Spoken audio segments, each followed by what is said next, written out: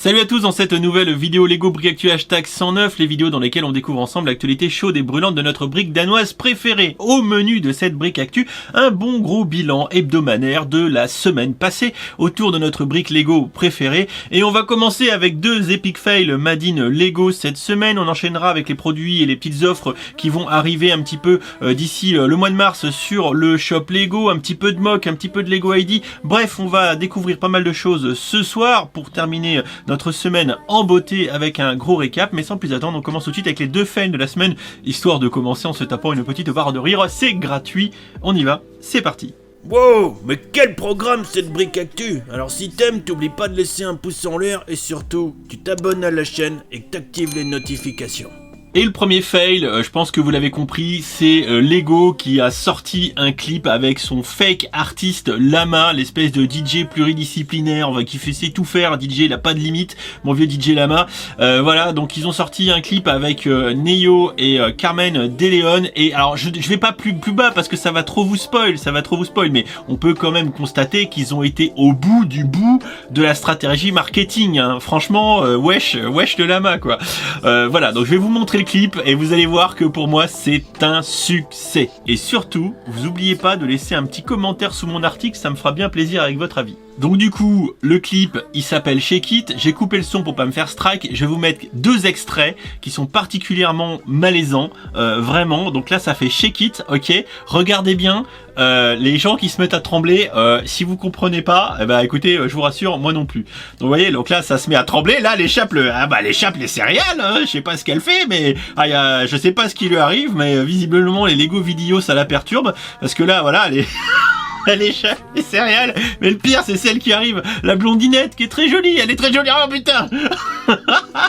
À chaque fois que je regarde ce passage, je me tape des barres de rire, mais regardez, mais c'est pas Shake It là, c'est Epilepsy It, c'est pas possible, non mais regardez, non mais franchement, d'où est-ce qu'on laisse des scènes comme ça dans un clip pour les enfants de 7 ans plus pour accompagner une gamme Lego? Ah putain, franchement, je me régale, je me régale, mais c'est pas fini. Parce que si vous avez toujours rêvé de vous faire poursuivre par un mec qui est sur une tête de lama mort, qui tire la langue et qui est méga dégueulasse en vous faisant poursuivre, écoutez, vous êtes au bon endroit. Je vous en montre pas plus parce que je suis sûr que je vais me faire strike. Mais bon, c'est pas grave. C'est pas grave, c'est pour la gloire et pour la patrie. Non, bon, là, clairement, encore une fois, vous allez voir l'article. Franchement, je dézingue parce que je pense que il y a qu'une seule solution. Je pense que il y en a deux. Il y a soit les créatifs, ils ont pas du tout été checkés. Enfin, Lego les a laissé faire et a regardé la fin et a fait ouais, c'est génial. Ou alors, je sais pas, c'est qu'ils ont abusé de la Red Bull. Parce que Red Bull donne des ailes et si on faisait voler des lamas, des têtes de lamas avec des langues qui pendent. Alors, effectivement, on a discuté un peu sur Discord et on m'a dit que ça faisait penser effectivement à l'Histoire sans fin. Tout à fait. Et c'est pas d'un meilleur niveau par rapport à un film qui a plus de 20 ans. Donc, voilà, dans l'absolu, ils ont tout juste. Je ne comprends pas la direction artistique de ce clip et ça ne fait que renforcer mon idée que la gamme vidéo, ça va faire un plongée craché avec plongée de lama, rentrer dans l'atmosphère et explosion groupée crash, enfin la totale quoi. D'ailleurs à ce titre, je vous ai posé la question autour de vidéos un petit peu, savoir ce que vous en pensiez, entre autres avec deux questions assez pragmatiques. Est-ce que vous pensez que des parents pourraient acheter cette gamme pour leurs enfants et est-ce que vous pensez que les gamins de 7 ans pourraient kiffer l'appli? Et là vous êtes quasiment 900 à avoir voté et c'est un no match, c'est rarement autant clivant. Il y a que quand je mets Star Wars qu'on arrive à voir ce genre de choses et là à 83% c'est non pour vidéo. Sondage d'ailleurs que je ferai remonter à Lego parce que je vous dis maintenant que je suis fan média, je fais des rapports, je rends compte à Lego sur ce que je fais, enfin ce que je fais, ce qu'ils m'envoient, les vidéos que je fais. Et là entre autres je vais leur dire vidéo, une fois faut noter une note sur 10. Je pense que je mettrai pas plus de 5 et si je mets 5 c'est pour les figurines et pour le reste je vais dézinguer l'appli parce qu'il y a pas de fun en fait, il y a pas de fun. Là moi j'ai pas pu vous les montrer mais il y a aussi des vidéos de gameplay. D'ailleurs pareil dans l'article vous irez voir, vous avez des liens qui ramènent vers le kit de presse que Lego a mis en ligne dans la newsroom du site Lego et vous téléchargez ça, vous avez les vidéos, vous pourrez les choper et il y a 6 vidéos de gameplay. Mais on s'ennuie quoi, on s'ennuie, enfin c'est pas fun, c'est just pas fun quoi. Donc je sais pas du tout comment ils ont pu arriver jusqu'à la commercialisation d'un produit comme ça. à moins d'être très convaincant, vous pouvez pas me convaincre que ça va marcher à long terme, que c'est pérenne. Je veux bien que ça dure 1 an parce qu'il faut faire l'exercice et parce que Lego va pas dire au bout de 6 mois c'est bon on arrête, mais ils feront pas mieux qu'Idenside. Enfin, Nostrabricus, on se donne rendez-vous encore une fois en 2022 et on en reparlera. Peut-être que je repasserai cette séquence en ralenti. Rappelez-vous, en 2021 je l'avais dit que... Enfin bon bref. Voilà. Alors le deuxième fail, et quelqu'un me l'a dit très justement sur Instagram, que Lego commence à avoir des problèmes de riches. C'est-à-dire qu'ils commencent à faire n'importe quoi, ils partent dans tous les sens, c'est open bar YOLO, et voilà. Et le parfait exemple, c'est la fameuse playlist Lego White Noise, le truc dont on n'a pas compris, c'est censé vous détendre, mais comme le dit très justement William, au bout de 5 minutes, vous êtes plus stressé après qu'avant. Alors il y a même d'ailleurs quelques petites vidéos un petit peu behind the scene, très qualitatives, qui montent Jean-Michel et Brenda en train de faire les prises de son pour Lego White Noise. Je le mets pas en plein écran parce que sinon on va encore se faire strike, voilà. Et attendez, je vous montre. Et là, c'est là qu'on a Jean-Michel et Brenda qui sont en train de faire le making of, où vous allez voir une très très belle scène avec un matos de compétiteur, Brenda qui remue les briques, qui remue les sapins, voilà, avec un putain de micro canon directionnel qui vient choper la quintessence des mouvements de Brenda dans le pot, et Jean-Jacques il est sur son PC de la mort, watt million d'écran, pour vérifier que le bruit de chaque til est nickel chrome. Quand on en est là, et c'est pas parce que je suis fan média que je vais pas le dire, c'est qu'on n'a plus rien d'autre à foutre. Sincèrement, je pense que là, c'est qu'on a du temps à perdre et qu'on se dit, les gars, et si on faisait une playlist ASMR où Brenda et Jean-Jacques ils remuent des briques? Ah ouais. Et on va en faire 6. Ouais. Et 45 minutes chacune. Ouais. Ouais, les gars. Wow, champagne. Attendez, manquerait plus qu'on mette ça sur des plateformes de diffusion audio, ils ont payé, quoi.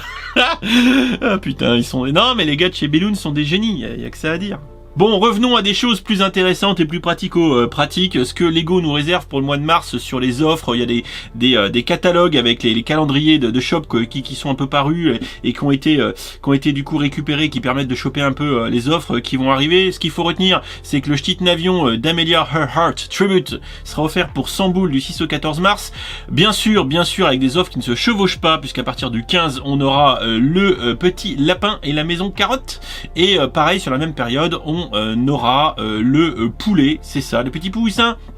Polybag, petite boîte, la petite boîte carotte est sympa et le petit avion est sympa, sauf que franchement, encore 100 balles, encore 60 balles, bref, il va falloir craquer de la monnaie au mois de mars si vous voulez avoir toutes ces offres.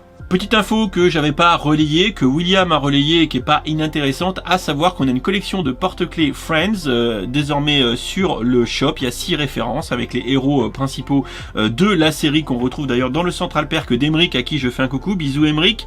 Et voilà, donc 5 balles pièce comme d'hab pour ceux qui veulent avoir le style Friends sur leur cartable. Alors c'est assez rare que je le fasse, mais là j'avais envie de partager une review de William parce que moi il est assez probable que je ne les fasse pas. Je fais un coucou à Franck qui se reconnaîtra, l'inconditionnel de Mickey, Minnie et de Disney.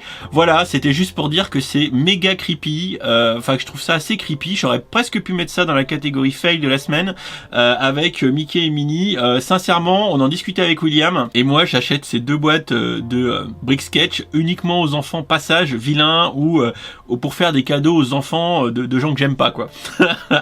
Non, c'est un peu flippant, quoi. Bon, après, à moins d'être fan inconditionnel de Mickey et Minnie, je pense que très largement passera notre chemin sur ces 2 Brick Sketch. Autre petite info que j'ai relayée cette fois parce qu'elle avait été communiquée au niveau du fan média avec des sorties du mois de mars. Il nous avait filé les images en mode lifestyle. C'est qu'on a déjà les petits chats, on a déjà les petits chiens. Et bien au mois de mars, on aura les petites perruches et les petits poissons.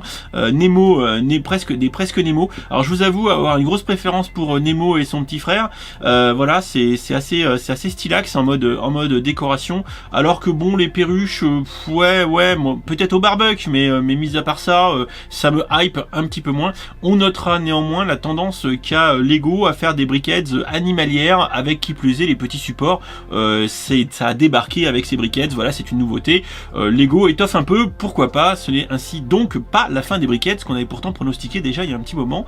Comme quoi. Petite info chez les frères Brick, on en avait parlé en stream de mémoire avec William, c'est juste pour vous dire qu'on a désormais sur le shop Lego un kit Lego Éducation. Il y en a déjà, mais c'est ici on va dire une version un peu low cost parce qu'elle est à 100 balles. Alors il n'y a pas de motorisation, hein, voilà, il n'y a rien dedans, mais on a de quoi un petit peu s'amuser avec ce petit kit Lego Éducation, faire des choses créatives, hein. Si vous avez une asso, une classe, etc., et que vous devez sortir les sous de votre poche, bah, j'ai envie de vous dire que un petit kit à 100 balles comme ça, c'est un premier pas vers le monde éducatif de chez Lego. Autre petite news, on est ici sur stonewars.de qui est l'un des deux blogs allemands assez connus du Lego, et lui qui a tendance pas mal à leaker, mais là ce n'est pas un leak, c'est le partage de tous les visuels des sets Monkey Kid qui vont arriver également au mois de mars. William a commencé à faire les reviews, donc vous voyez il y a une palanquée de sets, hein. Lego continue sa conquête, hein, du marché chinois, et je vous avoue que cette seconde vague est plutôt stylée avec ici les Cloud Bike qui sont plutôt cool. J'aime bien celui du Monkey Kid. Pareil, hein, William vient de faire la review de celui-ci qui fait un peu pistolet en plus, hein. Ça rappellera des souvenirs aux fans entre autres de Bionicle où il y avait des espèces de vaisseaux pistolets. Le jet de cheval dragon blanc, pourquoi pas, qui est pareil, qui est très anguleux, que je trouve vraiment plutôt stylé. On a ici encore un lion gardien qui est plutôt joli. Ici une vilaine base araignée qui est toute moche, mais c'est normal, c'est des méchants.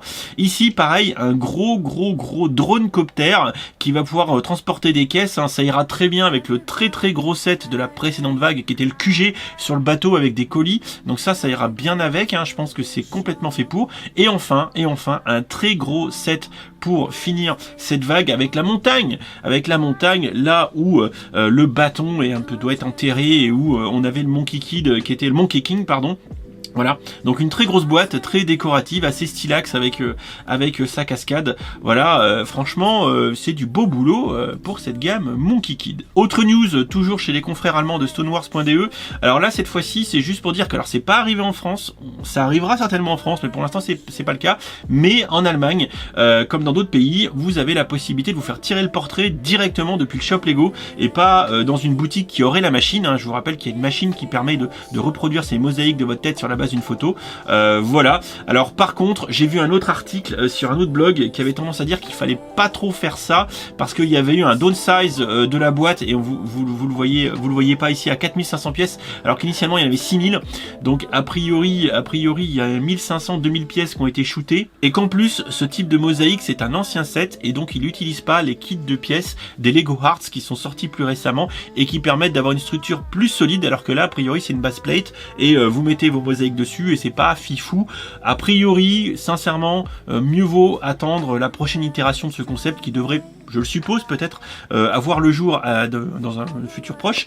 Voilà, sur la base cette fois-ci des structures modulaires avec les grosses briques techniques, les grosses métapièces qu'on a eu avec les Lego Arts. On se ferait-il pas un petit bilan Lego ID? Alors le premier constat, c'est que le site a changé d'habillage. On se croirait sur Pinterest. Alors d'ailleurs, je vous tiens à préciser que j'ai un Pinterest, lien dans le commentaire épinglé, même si ça ne sert pas à grand chose. Donc, on a actuellement 28 projets qui ont atteint les 10 000 votes sur Lego ID. 28 projets qui rentreront dans la phase de review, seconde phase de review 2021, un peu plus tard dans l'année. Voilà, très belle. Très beau set ici de Truly of Albero Hello. Ça c'est un truc, je crois, qui est protégé à l'UNESCO. Le Polar Express, un truc Halloween, voilà. Alors a priori c'est pas ce qu'il faut retenir. Ce qu'il faut retenir, c'est le Baba Yaga. Le Baba Yaga a atteint les 10 000 votes en 24 heures, un truc comme ça. C'est un projet russe. A priori Baba Yaga c'est très connu dans le folklore slave, cette espèce de sorcière qui se planque au fin fond de la forêt pour vous manger tout cru, les petits enfants. Et a priori ça a tellement ragé sur Lego ID que les commentaires ont été fermés, que la team Lego ID dit Dimitri en plus beau gosse à San Jensen. Il y a trop de gens qui bullshit le post. Alors du coup on le verrouille.